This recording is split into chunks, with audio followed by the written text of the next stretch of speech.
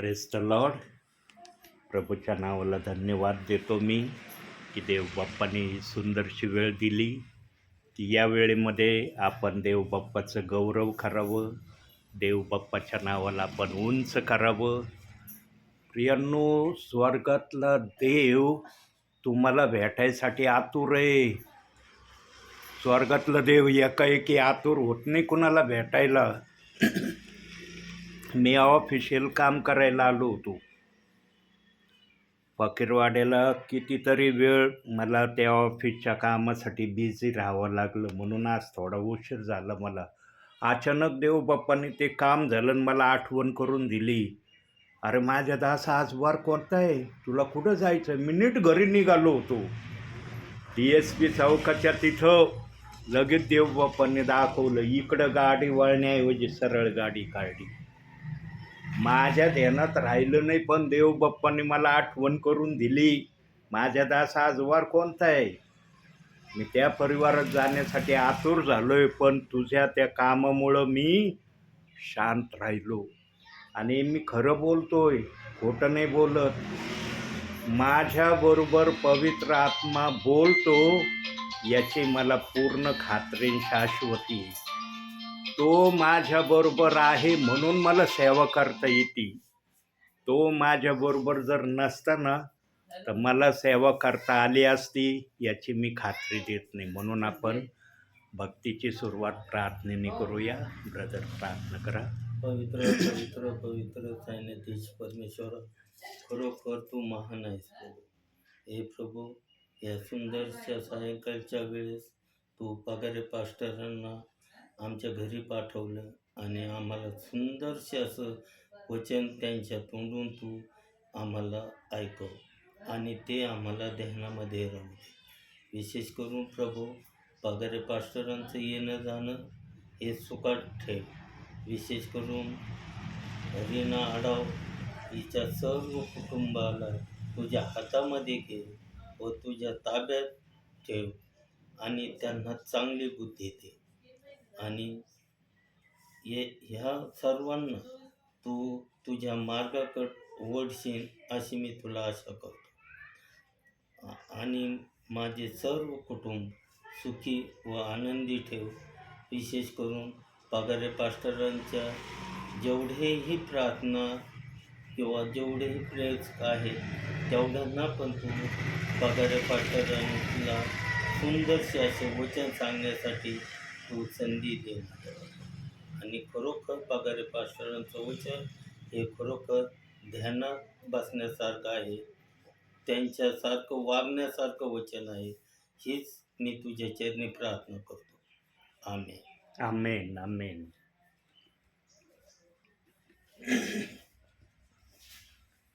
प्रियांनो, देवबाप्पाने जर आपलं प्रेम, आपली प्रीती विश्वासणाऱ्यावरून, सेवकावरून कमी केली तर काय होईल? काय होईल? विश्वास राहणार नाही, त्यांचं प्रेम राहणार. देवबाप्पाने जर आपली जी प्रीती आहे, जो प्रीतीचा राजा आमचा देवबाप आहे, त्याने जर आपल्या प्रीतीला थोडंसं आवडण्याचा प्रयत्न जर केला तर काय होईल? प्रियांनो, सैतानाला वाव मिळल. सैतान तर पाहिलंच गरजणाऱ्या सिंहासारखा डारकळ्या फोडितोय, आणि त्याला याची चाहूल जर लागली ना की देवबाप्पाने त्यांच्या विश्वासणाऱ्यावरून, सेवकावरून जराशी प्रीती कमी केली, जरासं लक्ष देण्याकडे त्याने आता दुर्लक्ष करण्याचं ठरवलंय, सैतान आपल्या प्रक्रिया करायला क्षणभराचा वेळ खर्च करणार नाही. प्रियांनो, सैतानाला आमचा देवबाप एवढीशी हालचाल करू देत नाही. पण ही हालचाल कोणाविषयी आहे? ज्यांच्या जवळ पवित्र आत्मा आहे त्यांना तर प्रभू आपल्या पंकज छायेखाली तळ हातावर त्याने कोरून ठेवल्यासारखं आहे. पण ज्यांच्या जवळ पवित्र आत्मा नाही त्यांना पण प्रभूंनी टाकून दिलं नाही. त्यांना पण देवबाप म्हणतोय, पवित्र आत्म्याने तुम्हाला भरण्यासाठी मी यायला तयार आहे. तुम्ही आपले हृदय उघडा, मी आत यायला फार आतुर झालोय. प्रियांनो, देवबाप हृदयामध्ये तेव्हा येण्याची इच्छा ठेवतो जेव्हा आम्ही वचनामध्ये राहतो, किंवा आम्ही वचनाच्या इच्छेप्रमाणे चालण्याच्या प्रक्रियेमध्ये देवाला जेव्हा आम्ही दिसतो, तेव्हा पवित्र आत्मा आमच्याकडे यायला क्षणभराचाही वेळ लावित नाही. प्रियांनो, पवित्र आत्मा इतका कनवळू आत्मा आहे, इतका ममतळू आत्मा आहे, इतकी सहनशीलता त्या आत्म्याजवळ आहे की त्या पवित्र आत्म्याची सहनशीलता आम्ही सांगण्यास देखील योग्य नाही. इतका पवित्र आत्मा आमच्यासाठी प्रीतीने भरलेला आहे. जो पवित्र आत्मा प्रीतीने भरलेला आहे, प्रियांनो, त्याला जर प्रीतीमध्ये तुम्हाला आपल्या जीवनामध्ये अनुभवायचा असेल तर पवित्र शास्त्र वाचणं, पवित्र शास्त्राप्रमाणे चालणं, याशिवाय दुसरा पर्याय पवित्र आत्म्याचा अनुभव घेण्यासाठी नाही. यांनो, आम्ही एक वचन वाचू शकत नाही. एक वचन वाचण्याचा आमच्याजवळ वेळ नाही. इतके आम्ही 24 तासामध्ये बिझी आहोत का? सांगा, कोणता असा विश्वासणार आहे की तो म्हणू शकतो मला बायबलचं एक वचन वाचण्यासाठी वेळ नाही? जो विश्वासणारा अशा प्रकारची प्रक्रिया सेवकाला बोलून दाखवितो, सांगा त्या विश्वासणाऱ्याजवळ प्रभू किती आहे? किती प्रभू त्याच्या हृदयात आलेला आहे? प्रियांनो, अशा विश्वासणाऱ्याची ना गणना कशामध्ये करता येईल माहिती का? भूतेही विश्वास ठेवतात आणि थरथर कापतात. दिलंय ना वचन बायबलमध्ये. अहो, तुमच्याजवळ एक वचन वाचायला वेळ नाही 24 तासामध्ये. ज्या देवाने तुम्हाला आपल्या राज्यात घेतलंय, तुम्हाला आशीर्वाद दिलाय, तुम्हाला इथपर्यंत प्रभूमध्ये आणलंय, त्या प्रभूला संतुष्ट करण्यासाठी तुमच्याजवळ एक वचन वाचायला वेळ नाही. मला माझ्या सेवा क्षेत्रामध्ये असे काही विश्वासणारे भेटले प्रियांनो, मागील काही वर्षापूर्वी, आणि ते मला बोलले पण. मला म्हणले, ब्रदर, आमच्याजवळ सगळ्या गोष्टीला वेळ आहे, आमच्याजवळ फक्त प्रभूचं वचन वाचायला वेळ नाही. इतकं मला वाईट वाटलं ऐकून. म्हणलं, यांच्याजवळ सगळ्या गोष्टीला वेळ आहे, पण देव बाप्पाचं वचन वाचायला यांच्याजवळ 1 मिनिटाचा वेळ नाही. सांगा प्रियांनो, या प्रियजनांचं, असे वाक्य बोलणाऱ्या प्रियजनांचं स्वर्गामध्ये जाणं होईल का? होईल का जाणं स्वर्गामध्ये?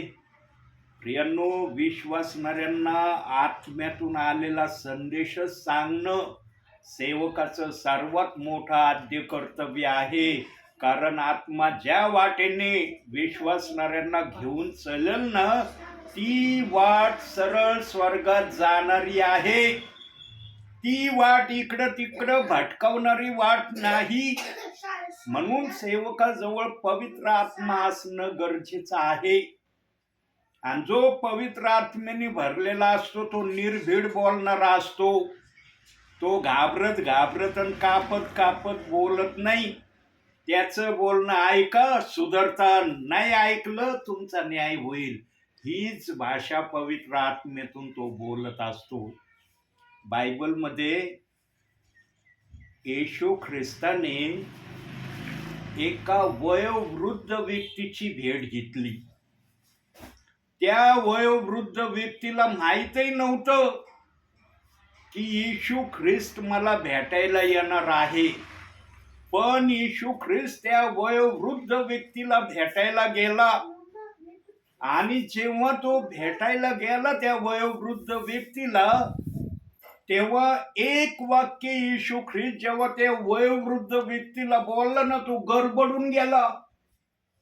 त्याला समजलंच नाही मी काय बोलून काय उत्तर देऊ या गोष्टीचं. आणि मग तो राहिला म्हणला, मी म्हातारा झालोय, वयोवृद्ध झालोय, जे वाक्य तू मला बोललास त्या वाक्याप्रमाणे करण्यासाठी मला आईच्या उदरात परत जावं लागल आणि परत जन्म घ्यावा लागल. येशू ख्रिस्त म्हणलं, मी त्या अर्थाने तुला हे वाक्य नाही बोललो, त्या अर्थाचं हे वाक्य आहेच नाही, पण तुझी बुद्धी तुला सांगत आहे की मी जे वाक्य आत्म्यातून बोललोय त्या वाक्याचं उत्तर तू बुद्धीने देत आहे. मग येशू ख्रिस्तांनी ओळखलं याची कॅपॅसिटी किती खालच्या पातळीची आहे. मग येशू ख्रिस्तांनी ते जे वाक्य बोलला ते वाक्य फोडून सांगितलं त्या वयोवृद्ध व्यक्तीला. आणि जेव्हा ते वाक्य त्या वयोवृद्ध व्यक्तीला कळलं तेव्हा त्या वयोवृद्ध व्यक्तीने त्या वाक्याचा आदर केला. तर येशू ख्रिस्त कोणतं वाक्य बोलला त्या वयोवृद्ध व्यक्तीला ते आपण आता वचनात जाऊन पाहूया. आणि जे वचन आपण पाहणार आहोत तेच वचन आपल्या संदेशाचं वचन आहे. काढूया योहानकृत शुभवर्तमान 3रा अध्याय 3 पासून खाली वचन बघू आपण जरा. योहानकृत शुभवर्तमान 3रा अध्याय 3ऱ्या वचनापासून. येशू त्याला म्हणाला, मी तुला खचित सांगतो, नव्याने जन्मल्या वाचून कोणालाही देवाचे राज्य पाहता येत नाही. निकोदेम नावाच्या वयोवृद्ध व्यक्तीला जेव्हा येशू ख्रिस्त भेटला, निकोदेम भेटायला नाही गेला त्याला, पण येशू ख्रिस्त त्याला भेटायला गेला आणि त्याला म्हणलं, तुला नव्याने जन्मल्याशिवाय देवाचं राज्य पाहता येणार नाही. तो म्हणला, आता मला नव्याने कसं काय जन्म घेता येईल, मी तर एकदाच आईच्या उदरातून आलोय, आता परत आईच्या उदरातून जाऊन मी नव्याने जन्म घेऊ का? तेव्हा येशू ख्रिस्त 4थ्या वचनामध्ये निकोदेमाला काय सांगतो. निकोदेम काय म्हणला बघा. निकोदेम त्याला म्हणाला, म्हातारा झालेला मनुष्य कसा जन्मेल, त्याच्याने मातेच्या उदरात दुसऱ्यांदा जावेल व जन्म घेवेल काय? मग येशू त्याला काय म्हणाला. येशूने उत्तर दिले की मी तुला खचित सांगतो, पाण्यापासून व आत्म्यापासून जन्मल्या वाचून कोणालाही देवाच्या राज्यात प्रवेश करिता येत नाही. आणि जेव्हा पाण्यापासून आणि आत्म्यापासूनची भाषा येशू ख्रिस्त बोलला आणि त्या गोष्टीचं थोडं येशू ख्रिस्ताने खालील वचनात स्पष्टीकरण केलं, तेव्हा निकोदेमाला कळलं की येशू ख्रिस्त मला नव्याने जन्म घेण्याविषयी जे बोलत आहे ते काय बोलत आहे म्हणून.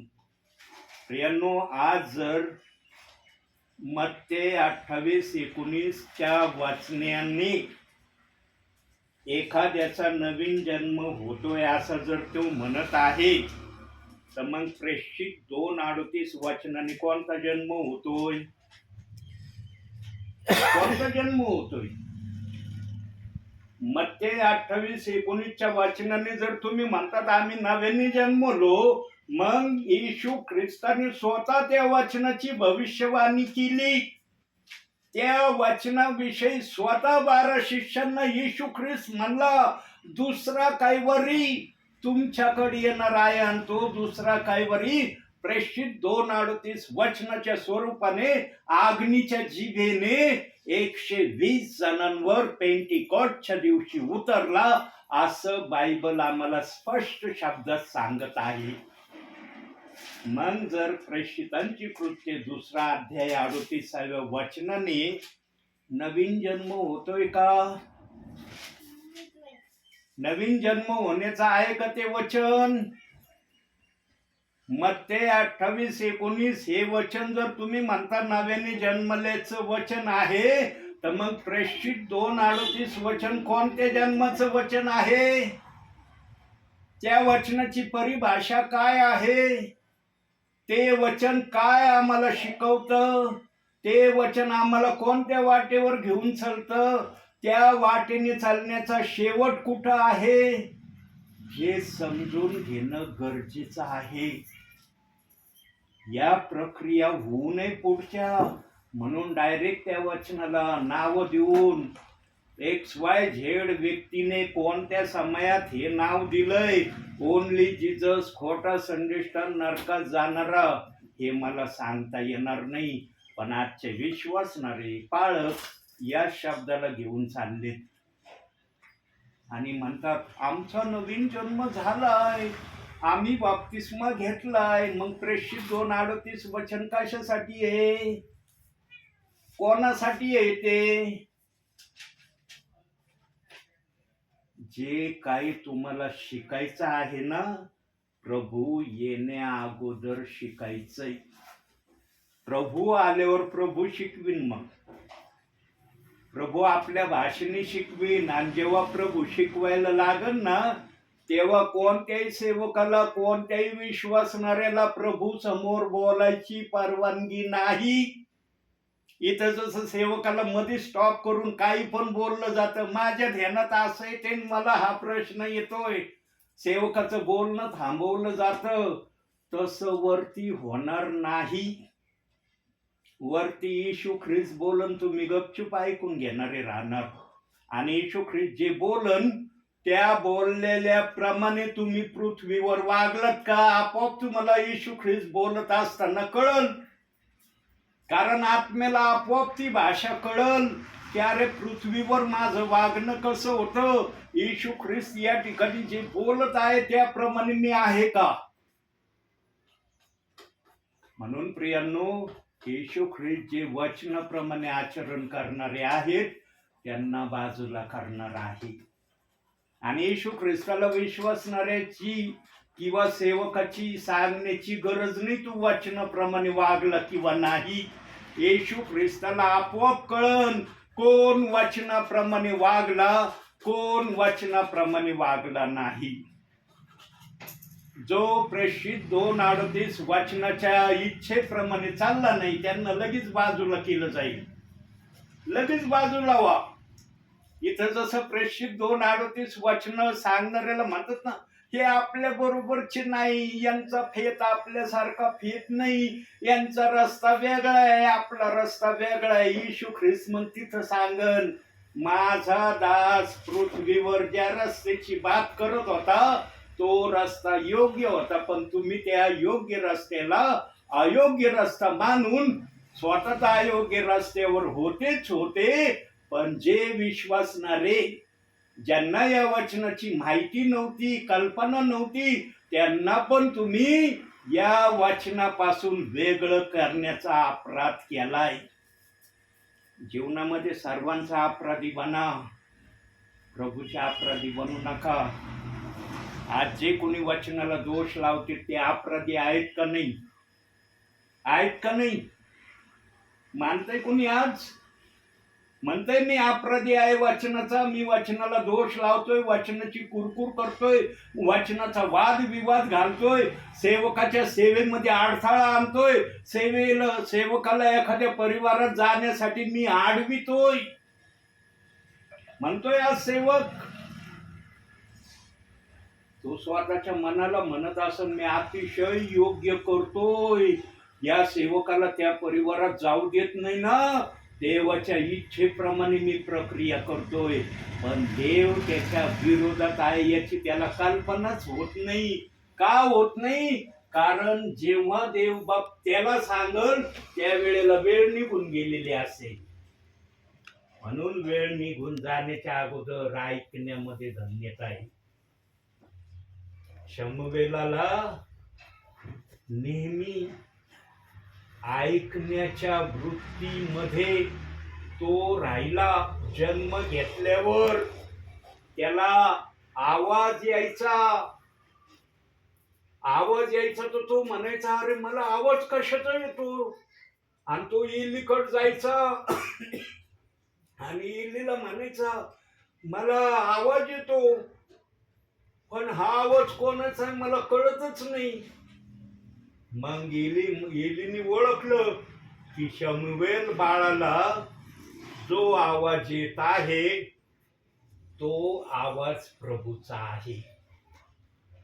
मग एली संदेष्टा शमूएलाला म्हणाला, आता जर तुला आवाज आला तर तू काय म्हणायचं, काय आज्ञा प्रभू आहे सांग, तुझा दास ऐकत आहे. प्रियांनो, देवाच्या सेवकाला कोण कसं बोलतय, काय बोलतय, त्याच्या बोलण्याचा उद्देश काय आहे हे सेवकाला संदेष्टाला कळल्याशिवाय राहत नाही. आणि ज्याच्या जवळ पवित्र आत्मा आहे त्याला देव बाप्पाने आशीर्वादाने पण भरलेला आहे. एलीने जेव्हा ऐकलं शमूएलाच्या मुखातलं की मला आवाज येतोय, 2-3 वेळेस आवाज आला पण मला आवाज कळला नाही, पण तो आवाज कोणाचा आहे एलीला ताबडतोब कळलं. आणि एलीने शमूएलाला सांगितलं की आता जर आवाज आला तर म्हणायचं, बोल प्रभू तुझा दास ऐकत आहे. प्रियांनो, ज्यांच्या जवळ आत्मा असतो ते चांगलंच सांगतात. आज माझ्याजवळ प्रेषितांची कृत्य 2 अध्याय 38व्या वचनाची सेवा करण्याचं वचन आहे. मी लोकांना, विश्वासणाऱ्यांना देवाच्या राज्यात आणण्याची सुवार्ता सांगतोय का देवाच्या राज्याच्या बाहेर जाण्याची सुवार्ता सांगतोय?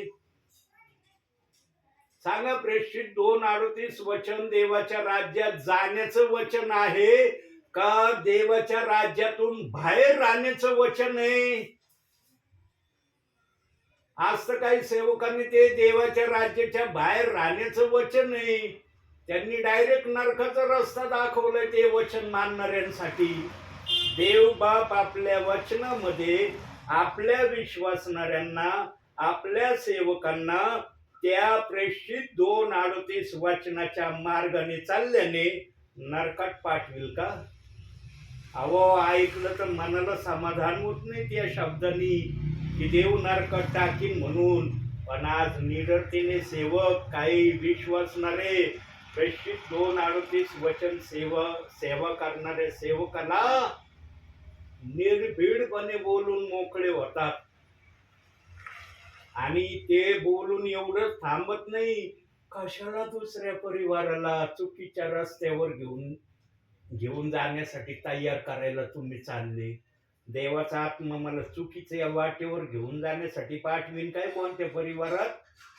असा एक आत्मा चुकीचा रस्ता दाखवणारा, चुकीच्या वाटेने सेवकाला चालवणारा आहे देवाचा आत्मा.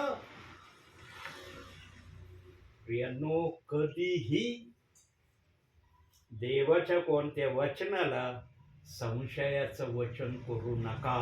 त्या वचनाच्या विरोधात बोलू नका. त्या वचनाचा अपप्रचार करू नका. त्या वचनाचं जे काय देव बाप्पाने विश्वासणाऱ्यांना, सेवकांना देण्याचं ठरवलंय त्यापासून त्यांना अडविण्यासाठी तुम्ही पुढं जाऊ नका.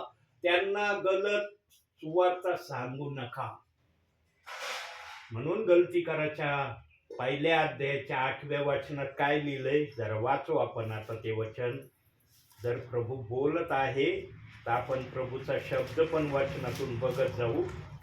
गलती करायचं पत्र 1 अध्याय 8वं वचन वाचतो.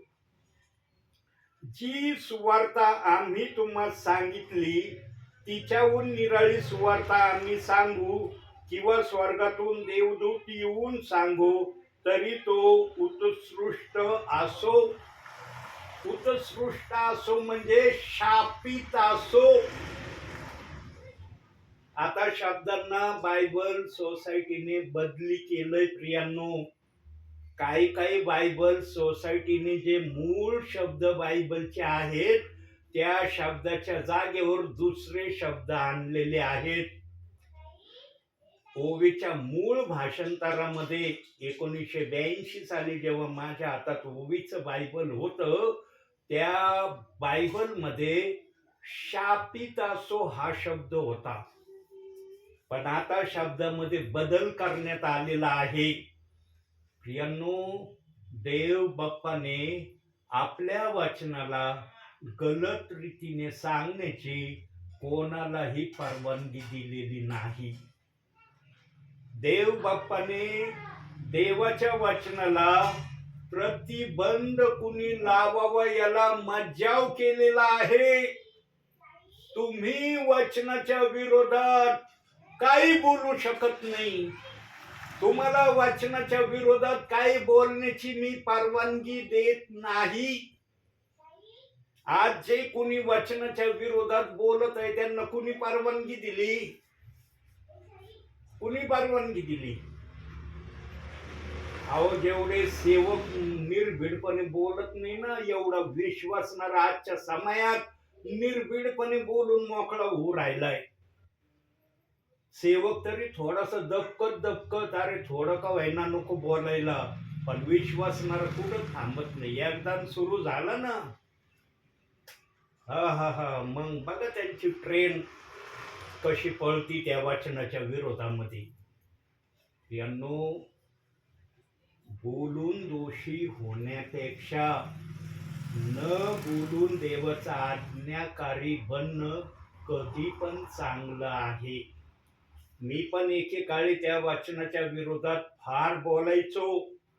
फार अपप्रचार अपशब्द माझ्याही मुखातून त्या वचनाविषयी निघत होते. आजही या नगरमध्ये काही परिवार आहेत, ब्रदर, काय तुम्ही त्या वचनाविषयी सांगत होते आम्हाला, काय शिकवित होते आम्हाला त्या वचनाविषयी, आणि आज तेच वचन सांगायला आमच्याकडे आलात.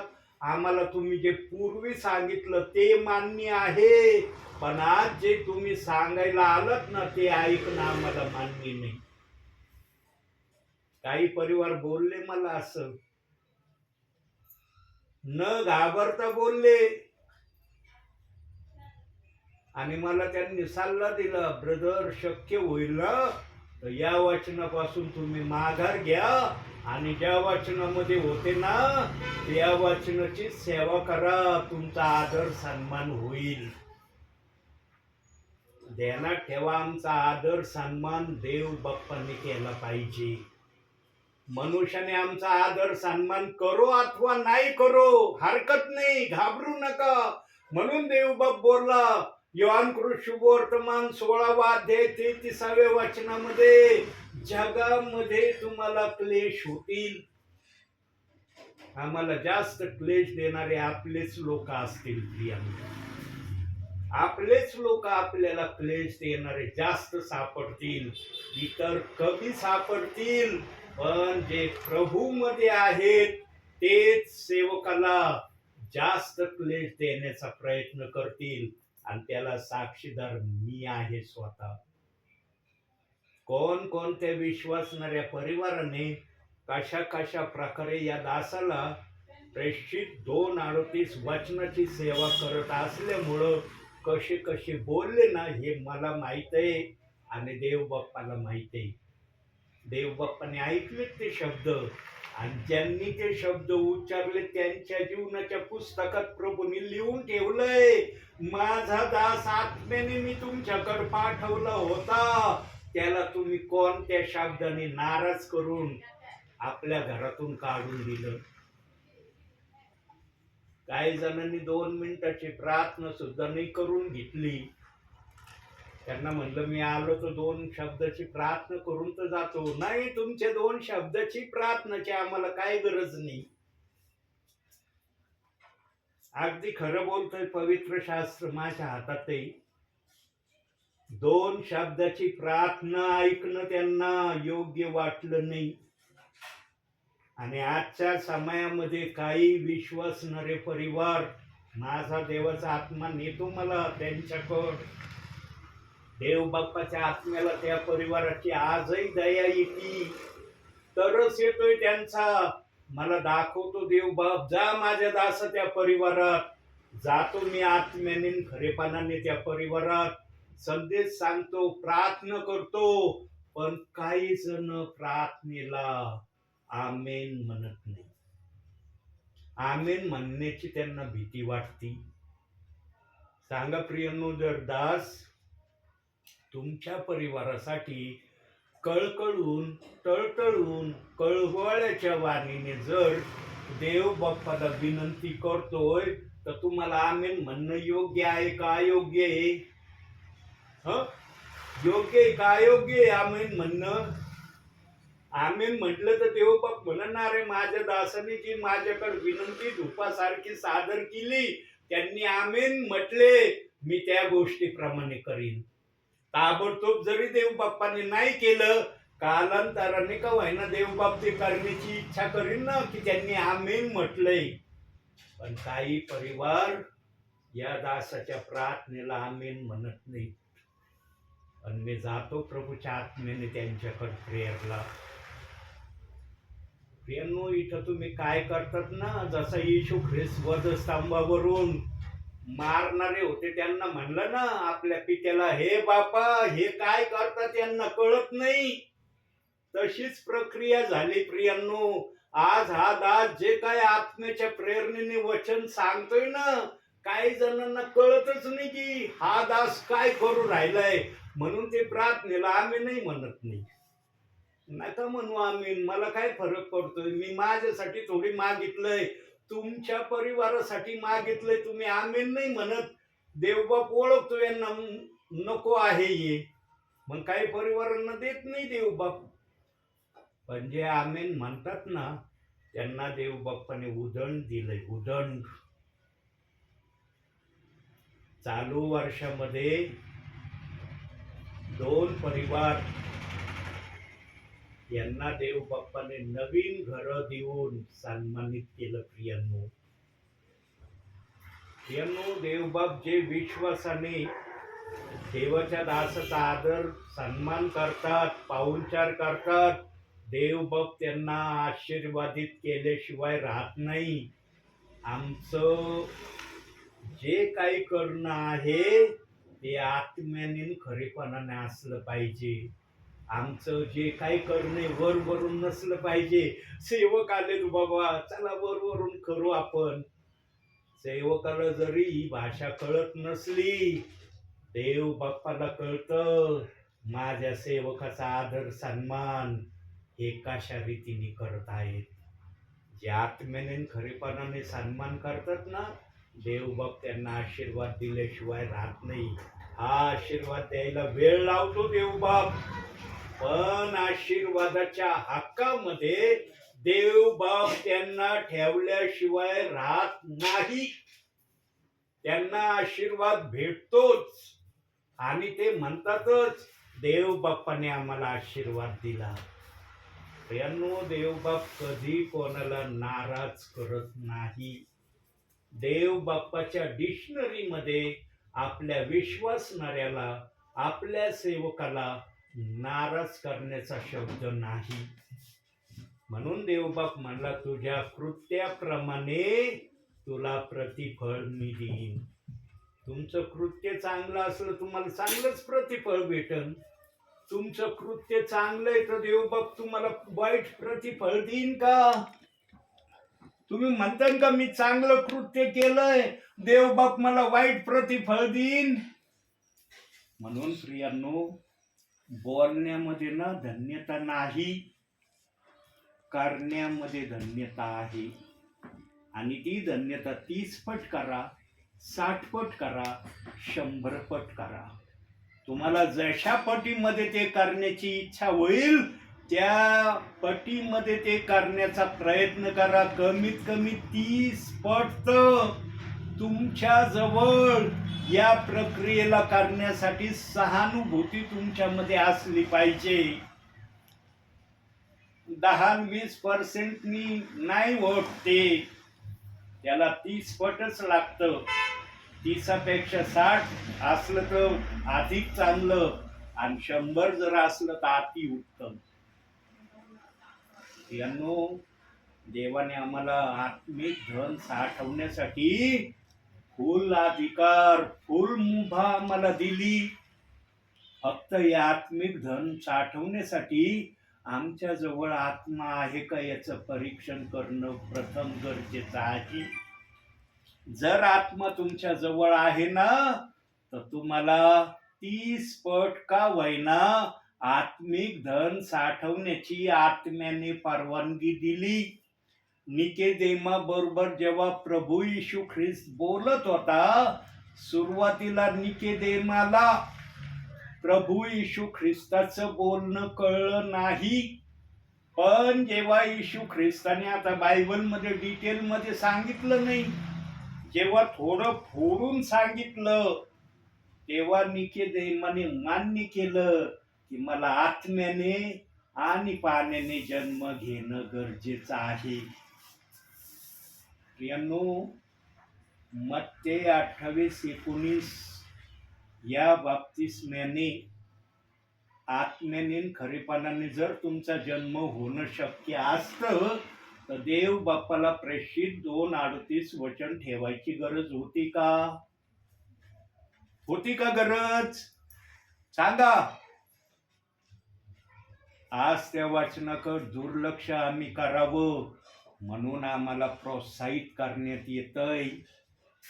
प्रियांनो, देवाचा आत्मा कधीच आपल्या विश्वासणाऱ्यांना खरं सांगितल्याशिवाय राहणार नाही. आणि वर गेल्यावर देवबाप म्हणून तुला पृथ्वीवर खरं सांगण्यात आलं होतं ना, खरं सांगत होता ना माझा दास, घरात येऊन सांगत होता, फोन करत नव्हता तो प्रार्थनेला येण्यासाठी, तरी माझा दास मी आत्म्याने पाठवित होतो. का ऐकलं नाही तू? निकोदेमाने ऐकलं बर का प्रभूचं, इन्कार नाही केला. सुरुवातीला इन्कार केला त्यांनी, पण जेव्हा त्याला फोडून सांगितलं ना, तेव्हा त्यांनी इन्कार नाही केला. योहानानी पण, येशू ख्रिस्त जेव्हा यार्देन नदीत उतरायला आला, माझा बाप्तिस्मा कर, तेव्हा पाण्यातून येऊन म्हणलं, प्रभू तुम्ही तर पवित्र आत्म्याने जन्म घेतलेला आहे, पवित्र आत्मा तुमच्यामध्ये आहे, तुम्ही कोणतं पाप केलं म्हणून त्या पापाचं क्षमा व्हावे म्हणून पाण्यात बाप्तिस्मा घेण्यासाठी येत आहात? तुम्ही कुठलं पाप केलं नाही. मी पश्चातापाचा बाप्तिस्मा देतो. जे पापी आहेत त्यांचा पश्चातापाचा बाप्तिस्मा करण्याची जबाबदारी माझ्यावर आहे. तुम्ही कोणतं पाप केलंय म्हणून माझ्याकडे बाप्तिस्मा घ्यायला येत आहात? मग येशू ख्रिस्ताला कळलं, अरे योहानाला काही ना काही दाखवणं गरजेचं आहे. जेव्हा एक पिक्चर योहानाला प्रभू म्हणला असं ना, हा पिक्चर बघ जरासा, योहानाने तो पिक्चर पाहिल्याबरोबर तो आत्म्याने भरलेला होता. अरण्यात ओरडणारी वाणी हे त्याला नाव देण्यात आलेलं होतं. त्याला ती भाषा, तो पिक्चर ताबडतोब कळला आणि लगेच तो म्हणला, या प्रभू मी तुमचा बाप्तिस्मा करतो. पण सुरुवातीला योहान पण येशू ख्रिस्ताचा बाप्तिस्मा करण्यासाठी तयार नव्हता, असं मत्ते 3:13-15 वचनात सांगितलंय. प्रियांनो, प्रभूची भाषा आमच्या बुद्धीपेक्षा नेहमी निराळी भाषा आहे. आज प्रेषित 2:38 वचनाची पण भाषा मनुष्याच्या बुद्धीच्या पलीकडची निराळी भाषा आहे. पण मनुष्य असा आहे, ती भाषा समजून घ्यायला तयार नाही. त्याला ती भाषा समजून घेणं योग्य वाटत नाही. म्हणून काही जण मला म्हणतो, ब्रदर प्रेषित 2:38 वचनाचा रेफरन्स आहे, आम्हाला सांगू नका, आम्हाला माहिती त्या वचनात काय लिहिलंय. आम्हाला त्या वचनाचा रेफरन्स ऐकण्याची सुद्धा इच्छा होत नाही. सांगा, जे इकडे त्या वचनाचा रेफरन्स ऐकण्याची इच्छा न ठेवण्याची प्रक्रिया व्यक्त करतात, प्रियांनो, देवाच्या आत्म्याला कसं वाटत असन? त्याला कधी विचार. ज्या देवाने तुम्हाला निवडलंय आपल्या नावासाठी, त्या निवडलेल्या देवाने तुमच्या मुखातून हा शब्द जेव्हा तो ऐकतो, मला प्रेषित 2:38 वाचनाचा रेफरन्स ऐकायची इच्छा होत नाही. कसं वाटत असेल देवाला? यांनो, नेहमी देवाचा विचार करा, माणसाचा विचार नका करू.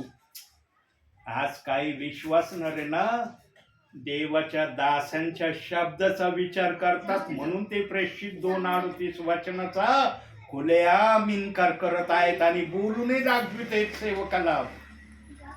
आमच्या सेवकांनी सांगितलं, हे वचन ऐकू नका. हे वचन सांगायला कुणी आलं तर त्याला घरात घेऊ नका, त्याचं शेम कुशल विचारू नका. इथपर्यंत सेवक बोलायला निडरतेने घाबरला नाही. सांगणारा प्लस ऐकणारा दोन्ही जण प्रभूच्या नजरेमध्ये दोषी आहेत. प्रभू येण्या अगोदर त्यांनी आपल्या पापाचा पश्चाताप स्वतःहून देवासमोर सादर केला पाहिजे. स्वतःहून त्यांनी म्हटलं पाहिजे, प्रभू, मी तुझ्या वचनाच्या विरोधात बोलण्याचं धाडस केलं, मला हे धाडस कुठून आलं? मी तुझ्या पवित्र शब्दाला दोष लावण्यापासून माघार घेतली नाही. मला क्षमा कर, मी पश्चाताप करतो. माझ्या पापाचा मी माझ्या मुखाने कबुली जबाब देतो. इतका देवबाप आनंदी होईल. एखाद्या विश्वासणाऱ्याच्या मुखातून हा शब्द निघताना देवबाप ऐकेल किंवा सेवकाच्या मुखातून निघणारा हा शब्द ऐकेल, देवबाप दोन्हीही प्रकारच्या विश्वास ठेवणाऱ्यांवर आशीर्वाद पाठवीन. माझ्यावर पाठवला. जेव्हा देवबाप माझ्याशी बोलला ना, मी म्हणलं, देवबाप्पा, आतापर्यंत मी या वचनाच्या विरोधात फार वाईट वागलो. तू पाहिलं, तू ऐकलं, तू समजून घेतलं, पण आता तू मला बोलत आहेस ना की हे वचन तुला ऐकावं लागल, याप्रमाणे करावं लागल. मी करायला तयार आहे. तेव्हा देवबाप्पाने मला या वचनात वाढवलंय आणि आज या वचनाची सुवार्ता मी जसा पण देवाचा आत्मा कळवण्याची इच्छा ठेवतोय आपल्याला कळवित आहे. वरून मान्यता असल्याशिवाय हे वचन कोणाला सांगता येत नाही. हे वचन इतकं सामर्थ्यशाली वचन आहे, म्हणून पेत्राने एकदाच भाषण संदेश दिला, 3000 लोकांचं परिवर्तन झालं एका संदेशाने. किती पावर असेल त्या शब्दामध्ये. शिष्यांनी सगळं काही प्रभूसाठी सोडून दिलं होतं. सगळं जगातलं सगळं शिष्यांनी सोडून दिलं होतं. म्हणून पेत्र एक दिवशी प्रभूला बोलला, प्रभू, आम्ही तुझ्यासाठी आमचं घरदार, आमचे नातेवाईक, आमचे भाऊ बहीण, माता पिता सगळ्यांना सोडून दिलं, तू आम्हाला काय देशील?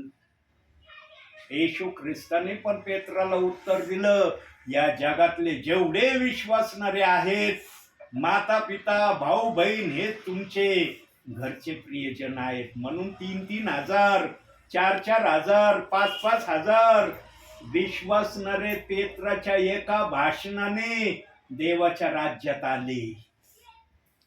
इतकं त्यांना आम्हा घरचे प्रियजन दिले. प्रियांनो, माता पिता, तरुण तरुणी, ते या शिष्यांचा परिवाराचा हिस्सा देव बाप्पांनी त्यांना आत्मिकरित्या दिला. प्रियांनो, मी आत्मिक आमचं नातं चांगलं ठेवण्याचा प्रयत्न करा. शारीरिक नात्यामध्ये आम्ही वेगवेगळ्या ठिकाणातून आलो, पण आत्मिक जीवनामध्ये ना एकच नातं आहे. तिथं 2 नाते नाही होत बरं का. आत्मिक एकच नातं आहे. म्हणून पेत्राला म्हणला, जगामधले जेवढे विश्वासणारे देवाच्या राज्यात येतील ते तुमचे घरचे सदस्य आहेत आत्मिकरित्या. आणि शिष्य त्या शब्दाला ऐकून समजले की देव बाप्पाने आम्हाला किती मोठं आश्रयाचे ठिकाणं किंवा विश्वासणारे आमच्यासाठी दिलेत. म्हणून त्यांनी आत्म्याने आणि खरेपणाने देवाची सुवार्ता सांगितली. उगाच सुवार्तेला जायचं म्हणून जात नव्हते, वचन सांगायचं म्हणून सांगत नव्हते. त्यांना तर लिहिता वाचता येत नव्हतं.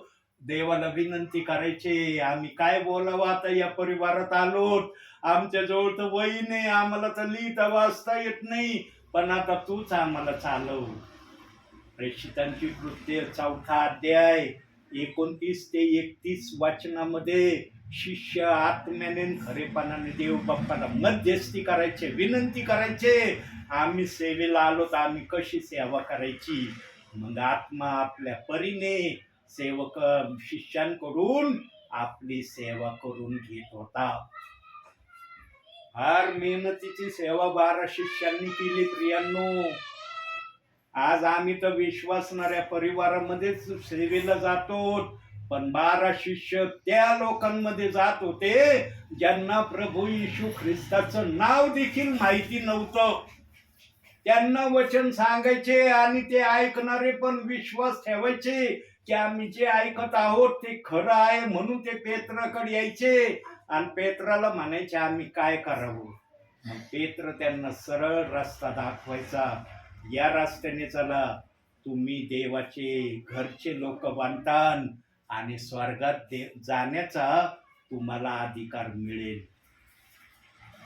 या समाजातले ऐकत होते, पण या समाजातले विश्वासणारे ना सेवकाला विचारतात, ब्रदर ही सेवा करता, या सेवेने काय होणार नाही, ही सेवा चुकीची सेवा आहे, ही खोट्या संदिष्टेची सेवा आहे, हे वचन सांगणार आणि ऐकणार नरकात जाणार आहे. कुणी सांगितलं त्यांना हे? देव येऊन म्हणलं का कानामध्ये की हे वचन सांगणाऱ्याची अशी अवस्था आहे, अशी स्थिती आहे? अहो, एक माणसाने सांगितलं गलतरित्या ते घेऊन चाललेत, पण देवाचा आत्मा जो कळवळ्याच्या वाणीने आज पृथ्वीभर या वचनातून शिष्यांच्या सेवकाच्या मुखातून, सेविकाच्या मुखातून, ब्रदरांच्या मुखातून जे सांगत आहे ते ऐकायला आजही काही जण तयार नाही. पण या वचनाची सेवा बंद झालेली नाही. या वचनामध्ये येणाऱ्या विश्वासणाऱ्यांची संख्या कमी जरी असली ना हरकत नाही, पण ती प्रभूच्या राज्यात येण्याची प्रक्रिया देव बाप्पाने बंद ठेवलेली नाही. आणि तो प्रभू आज तुमच्याकडे भेटायला आलाय. दरवेळेला प्रभू तुम्हाला भेटायला येतोय प्रियांनो. केला का तुम्ही विचार? प्रभू दरवेळेला आम्हाला भेटायला येतो, काही ना काही सुंदरसा निरोप सांगतोय आम्हाला. आम्ही तो निरोप ऐकून काय करतो? आम्ही त्या निरोपाला आमच्या जीवनामध्ये कसं उतरवलंय किंवा कसं उतरवण्याची आम्ही तयारी करत आहोत? केला का विचार? प्रभू येण्या अगोदर विचार करा. प्रभू आल्यावर जर विचार केला ना, प्रभू म्हणशील आता काय उपयोग नाही. माझा दास सेवक सांगत होता प्रभूच्या येण्या अगोदर विचार करा, तेव्हा का नाही केला विचार? तर असं मनात धरून नका चलू. काय नाही, पगारी मास्टर जेव्हा वाटेल तेव्हा आमच्याकडे येतात, आम्ही वचन ऐकतो, आम्हाला करायचं तर करतोच ना, तर नाही करत. या भ्रमामध्ये चलू नका. बघा देवाचं वचन कसं आहे. एक वचन वाचूया आपण. यशायाचा ग्रंथ 55 अध्याय 11वं वचन. यशायाचा ग्रंथ 55 अध्याय 11वं वचन.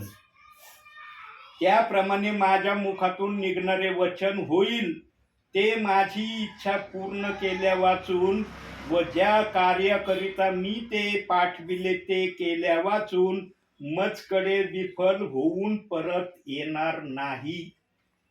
देवाचं वचन विफल नाही बरं का. देवाच्या वचनाला विफल करण्याचा कधी विचारही डोक्यात आणू नका. हा, येते सांगतेच वचन, चला ठीक आहे, आम्ही ऐकतो, आमच्या मनाने आम्ही करीतो. तुम्हाला तुमच्या मनाने करण्याचा अधिकार नाहीये. देवाचं वचन कधी विफल होणार नाही, ते सफल होणारं वचन आहे. अगोदर देवाला खुश करा, देव तुम्हाला खुश करीन.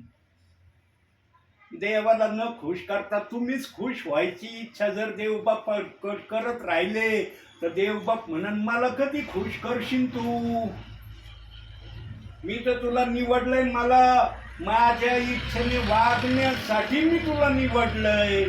तू मला नाही निवडलं, मी तुला निवडलंय. म्हणून प्रथम माझी इच्छा तू पूर्ण कर, मग मी तुझी इच्छा पूर्ण करीन. आज किती जण करते देवाची इच्छा पूर्ण? अवसाद प्रेषित 2:38 वचनाचा रेफरन्स ऐकायची काही जणांची इच्छा नाही. सांगा कोणती इच्छा देवबापाची ते पूर्ण करतात? देवबाप ना रोकठोक भाषा बोलणार आहे, निळनिळीत आणि चिळचिळीत नाही बोलत तो. आर या पार. ऐकलं तर कल्याण, नाही ऐकलं तर न्यायासाठी उभं राहा. राहायचं का न्यायासाठी उभं? देवबाप्पाची नाही इच्छा तुम्हाला न्यायाच्या प्रक्रियेमध्ये उभं करण्याची. पण जर तुम्हाला वाटत असेल नाही मला न्यायामध्ये उभं राहणं फार आवडतंय, मग या कानाने ऐका, या कानाने सोडून द्या संदेश. पण जर न्यायामध्ये जायचं नसेल तर जे ऐकतात त्याचा थोडासा तरी विचार करा. 30% तरी विचार करा. 60% जरी तुमच्या बुद्धीला नाही ना आकलन झालं हरकत नाही. 30% तर देवाचा आत्मा तुमच्या बुद्धीला आकलन देईन ना की हे करणं योग्य आहे. जर देवाचा आत्मा 30% तुम्हाला योग्य मार्गदर्शन करायला आकलन देत नाही, मग तुम्ही काय ऐकता देवाचं? पुढं पाठ आणि मागं सपाट चाललंय का मग इथं? प्रियांनो विचार करा. फार तळमळीने देवाचा आत्मा तुम्हाला भेटायला येतोय. तुम्ही सेवकाचं येणं सहज समजू नका. देवाचा आत्मा कोणत्या प्रकारे तुमची भेट घ्यायला येतोय ना ते सेवकाशिवाय कोणी सांगू शकत नाही. जो आत्मेने सेवा करतो तो सांगन. माझा उद्देश आणि हेतू एकच आहे, तुम्ही देवाला आत्म्याने खरेपणाने ओळखावं. तुम्ही वचनाला दोष लावणारे होऊ नये. आज ज्या वचनाला दोष लावण्याची प्रक्रिया आली त्या वचनाच्या बंधनातून तुम्ही पूर्णपणे सुटावं या इच्छेने, या इराद्याने देवाचा आत्मा या घरात तुम्हाला भेटायला येतोय आणि माझ्या मुखातून तुम्हाला निरोप सांगतोय. काढली का वही? दिसती का बायबल शिवाय वही? कुठून बोलतोय? पाठ केलं होतं की आज चला मी या परिवारात आलो असं बोलणार आहे म्हणून? फार तळमळीने आत्मा बोलतोय प्रियांनो. ज्या दिवशी तुम्हाला तळमळीच्या आत्म्याचे शब्द समजतील ना त्यावेळेला तुम्हाला समजेल अरे हा दास खरंच बोलत होता, खरंच त्यांच्या बोलण्यामध्ये तळमळ होती. प्रियांनो मी देवाचं ऐकलं म्हणून देवाने मला सेवक केलं. मी ऐकलं नसतं तर आज जगात असतो का नसतो मलाच माहिती नाही.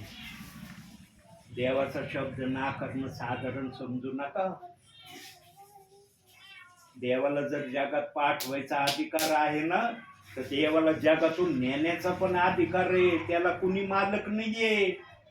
या श्वासावर देवाशिवाय कोणाला अधिकार नाही. फक्त या श्वासावर देव बाप्पाचा अधिकार आहे. आणि जो देव बाप्पाचा ऐकतो ना देवबाप त्याला आशीर्वादित करतो. आणि काही जणांना आशीर्वादित होण्यासाठी तो वेळ देतो की ऐका, ऐकल्याप्रमाणे वागा.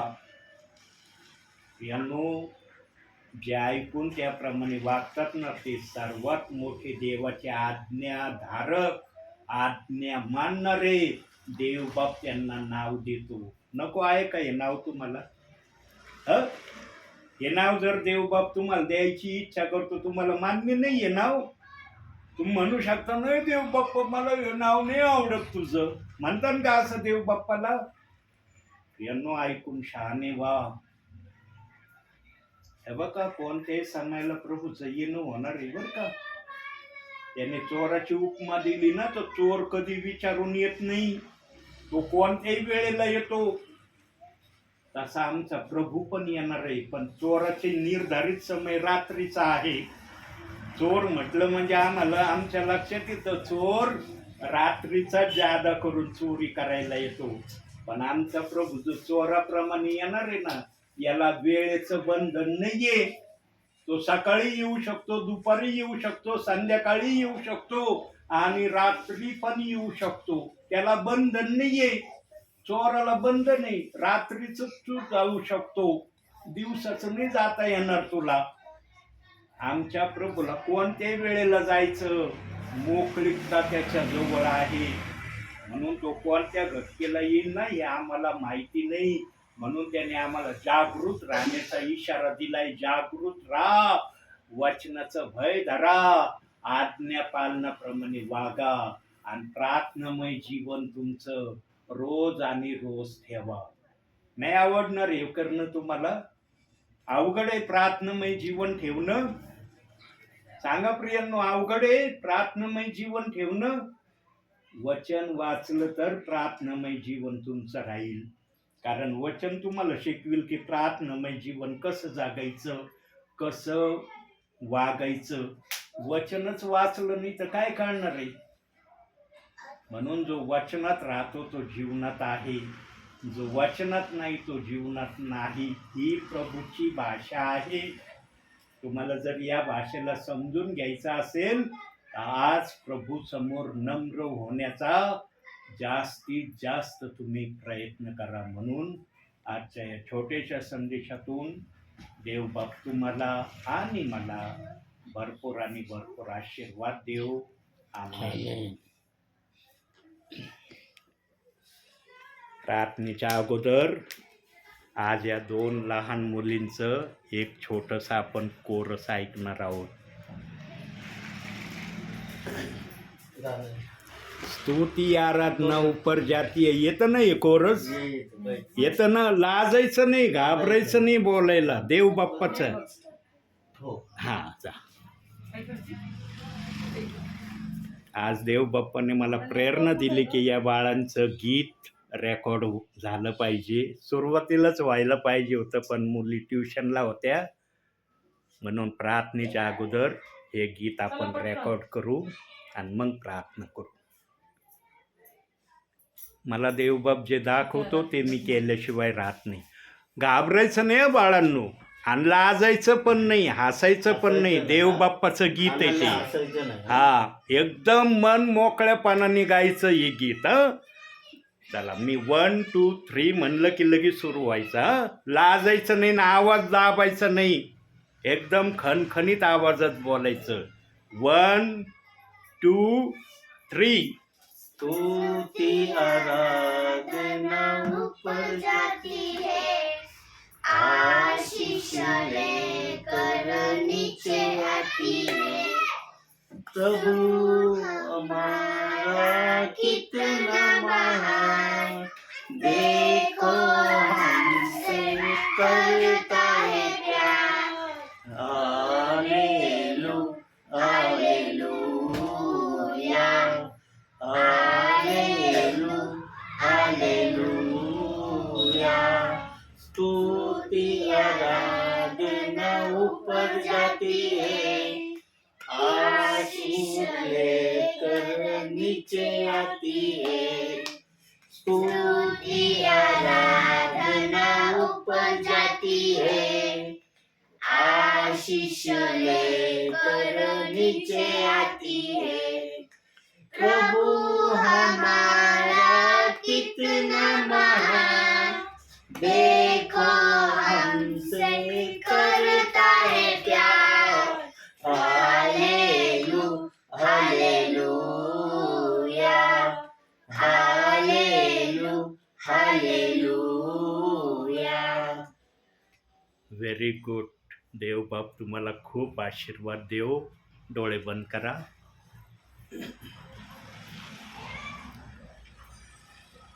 काही सेकंद आपण शांत राहूया प्रियांनो.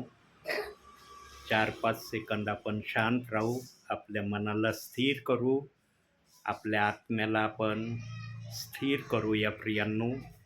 आणि मग आपण प्रार्थनेत जाणार आहोत.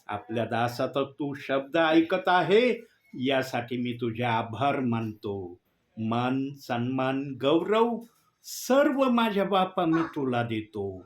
धन्य तारणारा प्रभू येशू ख्रिस्त याच्या प्रिय आणि गोड नावानं मागतो, म्हणून तू ऐक माझ्या बापा. आमेन.